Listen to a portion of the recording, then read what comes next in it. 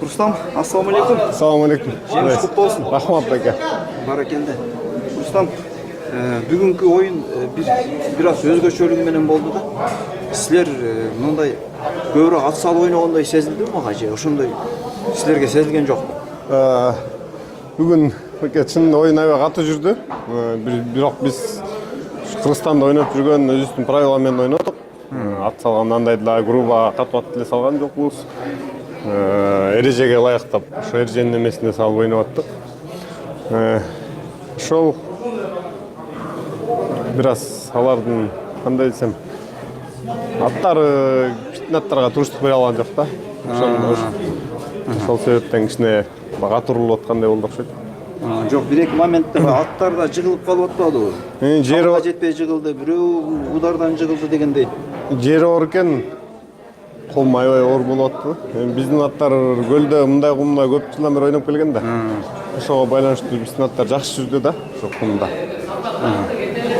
Анан бул негизи көкбөрү курамы чыкканда баягы казактардын курамы күчтүү экен деген дагы көп сөздөр айтылды эле да ушул курам жөнүндөчү. Силер бул мисалы 2-3 тажрыйбалуу оюнчулар бар экен, анан көбү жаш балдар экен. Бирок ошол балдарды билжелеңерби, кандай ойнойт, кайсы лигада ойнойт? Чынын айтсак, бул Казакстанда биз менен ушу жанагы 8 номерде айтпай ошол Казакстан сборныйын ойноп жүрчү алар. Берки жаш балдарын эми ойноп жүргөн эле балдар экен, бирок кайсы клубда ойнойт, биз казактардын балдары кайсы клубда ойнойт биздей эметилген эмес да. Ошон үчүн тукман билген деле жокпуз. Кандай айтса биз оюндарын көрүп эле бул защита экен, бул нападение экен деп эле ошого жараша кармап жана эңчилердин защита кылгандан кимдин аты катуураак урат, кимдики күлүк болот экен, ошолорду оюнда берге келип оюнун көрүп эле анан ошондон ошого жараша тактика түзүп чыктык да. Баракелде, сен өзүңүн атың кандай жүрдү? Сен ас чыгып аттың оюн талабысына. Мен атым ушу Унтмак командасына чабылган, ушу Дастан Сагынбеков чапкан ат болчу. Келатканда кичине травма алып калды ушу жолдон. Ошого кичине аяп. Шот жанагындай болуп аткандан кийин ушу атты да аябап аттык да, бирөө баары кыйнап албайлы деп. Бул жолу эң эле көп чыккан Тойчу менен Фархат оюндун аягына чейин жүрдү окшойт. Алардын аттары чарчап калбадыбы? Жок, алардын аттары чарчаган деле жок. Биз ушу нерсеге дайынданып келгенбиз да. Ушу баштагы эң мыкты аттарды алып келгенбиз. Бу жерде ушу Кыяз минген ат да жакшы жүрдү, Сейитбек минген ат жакшы жүрдү. Ушу Кыргыздан эң мыкты защитник аттарын алып келгенбиз да. Бияка туруштук бере турган.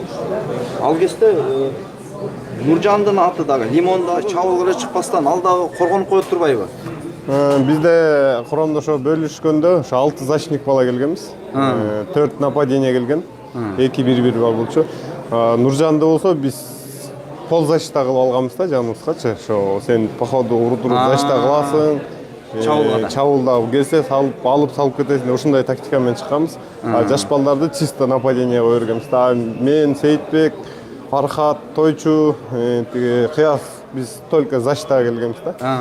Өзүбүздүн ишти так аткаралы деп мындай улак алек болуп эметпей эле только ошо защитага келгенбиз. Баракелде. Рустам, баягы бул оюнда чын-чынына келгенде ушул жаш балдарга чабуулду ушундай тобокелге салып ушуларды туура эмес кылдыкпы, туура эмес, туура болду, туура болбоду деген ойлор болду. Себеби мисалы 4 жаш жигиттен эми мындайча айтканда жогорку лигага дагы жан кошулган оюнчулар да барчу быйылкы сезондо. Биз эми ушу 2,5 айдан бери чогуу болдук, ушу 12 бала. Негизи 26 бала сбор өткөнбүз, андан кийин ушу 12 сөзүнчө бөлүнүп Көкбөрү командасычы. Ошондо ушу жаш балдарга өзүбүздүн эмелерди айтып, акыл-насыхат айтып, мондай кыласың, мындай кыласың деп ушу үйрөттүк. Эми үйрөткөндө кандай? Буга чейин алар деле тартып келген ушу. Эми берге ошо коркпой, биз барбыз, тосуп турабыз деп айтып, оюнда түшүндүрүп ушундай немелер кылганбыз. Жакшы, ушу өздөрүнүн иштерин аябай так аткарды. Нападениянын балдары дагы ошондой эле защитанын балдары да жакшы жүрдү бүгүнкү күндө. Ортобуз аябай мыкты болду, көрдүңүздөр, орто кандай оюн жүргүздү. Ошол 2 айдан бери дайынгандын результаты окшойт. Дайын буюрса ошо жакшы. Мен дагы ошого таң калдым да, себеби кечеги комментарийде баягы буга чейинки оюндарга ушундай көп окуп калып аттым да, мондай эми бул жаш жигиттер эртең жанагындай чоң оюндарда токтоп калат депчи. А мен тетиринче бүгүн Дастан, мисалы Бексултан, Нурдин, мындай кадимкиден өстөрүн эркин кармашып, мындай жулунуп, тайманбай ойноду да, мындайча айтканда.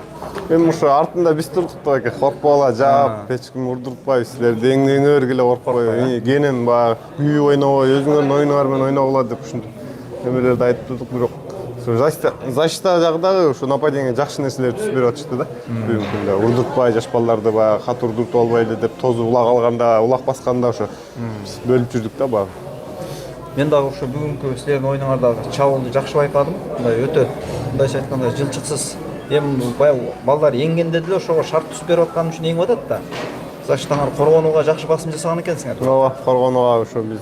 Эми коргонуу жагында бүт тажрыйбалуу улакчылар келди да. Эми алды ошо бир 15 жылдан бери ошо улак көкбөр дүйнөсүндө защитада жүргөн эң мыкты защитниктер Кыргызстан курама командасына келген. Анан Рустам биринчи оюн Көкпарда Көкпар болуп өттү биринчи оюн. Ошол оюндун жыйынтыгы, ошол оюндагы болгон нерселер сенин командаңдагы жигиттерге таасирин тийгизбеди? Жок. Манайына? Андай деле неме болгон жок. Бир аз баарыбыз жаман болдук. Ошон кээ бирөө ошо ыйлаганга чейин бардык да. Чын жана негизи биз дайынданып канда ушу эки урам команда тең бүгүнкү күндө ушу Кудайым чемпион болуп келебиз деп ушул жака келгенбиз 2 ай дайынданып. Биз эми бул жерге Россия же Өзбекстан менен утабыз деп келген эмес, ушу Казакка дайынданып келгенбиз да. Биздин эң алдыңкы соперниктер ушу Казакстан. Анан бүгүн оюн деле аябай жакшы болду негизиндечи. Бир аз судьялар болду. Эми эгер таза оюн болгондо Көкпарда аябай чоң счет менен уттук да. Анткени оюнду көрүп аттык, кандай эмелер болуп атты. Маякта деле мисалы үчүн мындай балдар эмес, эң алдыңкы Кыргызстандын алдыңкы балдары сыяктуу болчу да. Бүгүнкү күндө бир аз ушу судья жагынан, ушу эме жагынан кичине кемчиликтер кетти да. Кичине да эмес, аябай эле кетти да. Ага карабай балдарга манайын көтөрүп дем бердиңер. Ооба, бизге баарыбыз ушул жерге келип чогулуп, биз үчүн алар биз оюнду көрүп, оюнду Көкпарды көрүп түшүнгөн ушу кыргызбы, казакпы, бүгүнкү күндө ошо Кыргызстандын урама командасы чемпион деп эле ушу жүрөгүнө кабыл алышты да. Анткени биз дагы оюнду көрдүк, балдарга айттык, силер чемпионсуңар деп. Дуктан түшпөгүлө деп, алар да бизге силер калдыңар, силер минткиле деп ушу аябай ынтымактуу келип жакшы сөздөрүн айттык, ошонун духу менен койлого чыктык да. Баракелде. Рустам, эми Кудай буйруса, бул деген эми тарых болду. 5-чи дүйнөлүк көчмөндөр оюндары. Ушу менен Кыргызстан 4 жолу катар чемпион болуп атат. Турцияда болду, Казан-Улак боюнча. Кыргызстанда 3-өндө тең болду. Эми мындайча айтканда 5 жолу экен да, көчмөндөрдөгү. 5 жол. Сен өзүң ушу көчмөндөрдүн курамында бардыгын ойноп келдиңби же ойнобой калган курамдагы болду? Мен ушу көчмөндөрдө ошо бардык, ушул 5-чи көчмөндөрүм. 5 көчмөндөргө чейин катыштым. Буга чейин көчмөндөр жалаң нападенияга чапчымын, мунусунда эми жаштарга орун берип, защитага келип, мен ошондой эле Кыргызстан курама командасынын капитаны болуп келдим. Капитандыкта жоопкерчилик аябай эме экен, балдарга кандай мамиле жасаш, кандай неме кылыш, анын баарына жоопкерчилиги чоң экен да, аябай. Биринчи жолу ушу капитан болуп аткам. Баракелде. Рустам, көрмандарды көрдүң да. Көрмандарыбыз ушул 40 мүнөттүк, 1 сааттык оюн үчүн 1000 километрлеп келишти да. Туш тараптан келбегени жазып атат, белектерин берип атат. Кенен кайрылуу жасасаң болот көрмандарга. Ушу көкбөрү бизде мындай сөз бар го, көкбөрү көрман жок болсо көкбөрү деле эмес деп. Биз баарын сезип аттык. Канча эл ушул жака алыс жол жүрүп келгендер, ушул жака атайын жумушун токтотушуп, бүт мал жанын ташташып, ошондой эле келе албай калгандар ушу аталар, апаларыбыздан бери ушу Кыргызстанда ушу телевизордо бизге балет этип, дуа кылып атышты. Бияка келип алып ушу жан-жанына алып кыйкырышып, ушулар балет этип, бизге да кандай эл кыйкырып турса, дух да пайда болот экен биздечи, эл артыңда элиң турса. Анан ушу биздин көрөрмандарга, ушу жалпы көкбөрүнү сүйгөн көрөрмандарыбызга чоң рахмат, Алла ыраазы болсун. Ар биринин үйүндө ушу биздей болгон мыкты көкбөрү чапкан, кыргыздын желегин желбиреткен улакчылар чыксын, Кудайым буйруса. Ошо баарына чексиз рахмат. Алла разы болсун баарына. Баракелде. Буюрса кийинки көчмөндөр оюнунда дагы ушинтип экөөбүз сүйлөшүп интервью алып, жеңиштүү жуйлу буюрса. Буюрса. Баракелде.